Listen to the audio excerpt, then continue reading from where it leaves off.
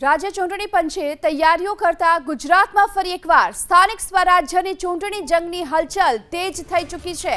અમદાવાદ સહિત 7 મહાનગરપાલિકાની મુદ્દત 10 માર્ચના પૂર્ણ થવા જઈ રહી છે, જેને પગલે ચૂંટાયેલી પાક વિદાય લેશે અને વહીવટદાર શાસન આવશે।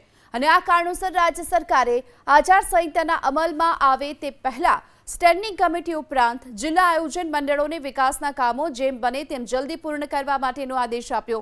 એપ્રિલના અંતમાં અથવા તો માર્ચના પ્રથમ સપ્તાહમાં પાલિકા પંચાયતની ચૂંટણી યોજાય તેવા સંકેત પણ મળી રહ્યા છે। ગુજરાતમાં હાલમાં એસઆઈઆરની કામગીરી અંતિમ ચરણમાં ચાલી રહી છે। 17 ફેબ્રુઆરીના અંતિમ મતદાર યાદી પ્રસિદ્ધ થાય તેમ છે અને ત્યારબાદ ચૂંટણીનું ચિત્ર સ્પષ્ટ થશે। ગત સપ્તાહે જ તમામ મનપા કમિશનરોને ગાંધીનગરનું તેડું આવ્યું હતું, જ્યાં તમામ મનપા કમિશનરોને જરૂરી સૂચનાઓ અપાઈ। હવે જ્યારે માર્ચ પણ નજીક છે, ત્યારે બજેટની ગ્રાન્ટનો વધુને વધુ ઉપયોગ કરવા અને વિકાસના તમામ કામો ઝડપથી પૂર્ણ કરવા માટે સ્ટેન્ડિંગ કમિટી અને જિલ્લા આયોજન મંડળોને તાકીદ કરવામાં આવી। મહાનગરપાલિકાઓમાં વહીવટદાર શાસન આવશે તે જોતા સરકારે સિનિયર આઈએએસ નેમવાની તૈયારીઓ શરૂ કરી છે।